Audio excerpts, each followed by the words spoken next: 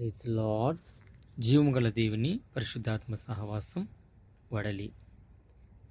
ఈరోజు వాగ్దానం మన కొరకు పరిశుద్ధ గ్రంథం నుండి కీర్తన గ్రంథం 107వ అధ్యాయము 36వ వచనం. అరణ్యమును నీటి మడుగుగాను, ఎండిన నేలను నీటి ఓటల చోటుగాను ఆయన మార్చును. ప్రియమైన దేవుని జనాంగమా, ఈరోజు మన బ్రతుకుల్లో, మన జీవితాల్లో అరణ్యము కలిగినటువంటి జీవితం.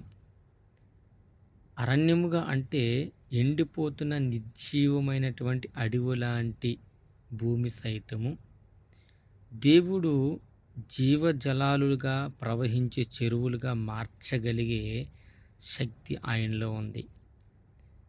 నువ్వు అనుకోవచ్చు, ఎలా మారుస్తాడు అంటే, యోహాను సువార్తలో 4వ అధ్యాయంలో ఒక స్త్రీ ఉంటుంది. ఆమె జీవితం ఎడారి. ఎటువంటి ఎడారి అంటే, తనకు పెనిమిటులు ఉన్నారు కానీ పెనిమిటి లేడు. అటువంటి ఎడారి కలిగినటువంటి తన జీవితంను దేవుడు సస్యములుగా చక్కగా మార్చాడు. తన జీవితం గురించి దేవుడు మాట్లాడుతుంటే, ఆ ఊరు వారందరి దగ్గరికి పరిగెట్టుకుంటూ వెళ్ళి, నా జీవితం గురించి మాట్లాడిన వాడు ఒకడున్నాడని చెప్పింది. ఈరోజు అటువంటి ఎడారి కలిగినటువంటి జీవితంతో జీవిస్తున్నటువంటి ఆమె మనసును మార్చిన దేవుడు, ఆమె అన్నాడు, నేనిచ్చి నీళ్లు త్రాగితే ఇంకెన్నటికీ దప్పికొనవు, అటువంటి జీవజలాలు ఇస్తానని చెప్పాడు. Praise Lord. పిల్లరా, ఆయన ఎంత కార్యములు చేస్తాడంటే, ఎండిన నేలను కూడా నీటి ఊటలుగా చేస్తాడు.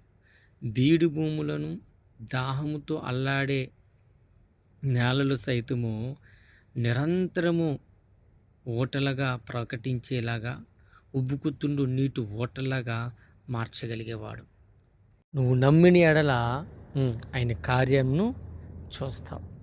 అరణ్యంలో ఎండిన నేలను ఏమైనా చేయగలిగాడు. ఏమైనా చేయగలవు, కథ మొత్తం మార్చగలవు అనే మాటకు అర్థము ఆయనే. హల్లెలూయా. అటు కృపగల దేవుణ్ణి నమ్ముదాం.